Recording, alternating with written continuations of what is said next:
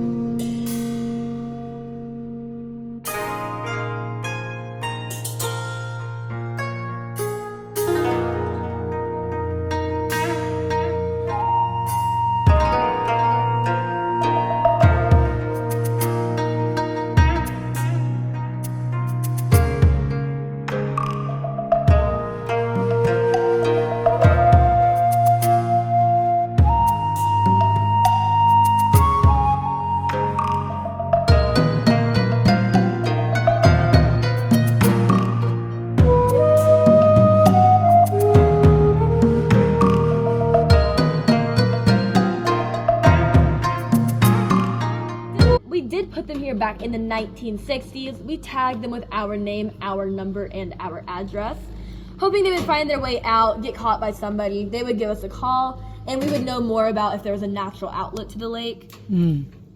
However, these fish can't see too well down here, so they would make their way out, hit their head in the passage, and come right back in. We also do feed them every day. They thought that was a pretty good gig. Now they just hang out, we love them, they're our pets, they're our friends, and they live happily here in this 4.5-acre aquarium. Y'all feed them off the boat? We do. So whenever we get closer to where that boat is, that'll be the fish feeding area, and they will start swarming to meet us. You can see that's where water seeps through, going to some aquifers. So where the water seeps through the bottom, goes into a little different area. Interesting. Are there any other fish in here besides your trout? No ma'am, just rainbow trout. We bring them from a hatchery in Virginia. They make their way down in a truck, then we pull them up outside the yellow tunnel. We put them in some buckets, drive them down on our, what's called a golf cart, and sometimes a tractor if we have access to it. And we bring them through the cave, we give them a tour, and then we put them in the lake. So they have no natural predators. We also don't allow fishing, and we feed them every day, so that equals very big fish. The largest fish we ever found down here, her name was Trevor. She was 16 pounds and 7 ounces, so a humongous fish. She's upstairs now in the lobby. If you didn't see her on the way in, tell her hi on the way out. Take a picture. She'll smile for the camera. And another thing is, rainbow trout typically are river dwellers, so they need a fast-flowing current as well as a rocky bottom to help keep their eggs down. We have a clay bottom. We also don't really have a current at all. So that means if they do happen to lay eggs, they float right back up to the top. The fish typically do end up eating those. You know, that's just the semicircle of life.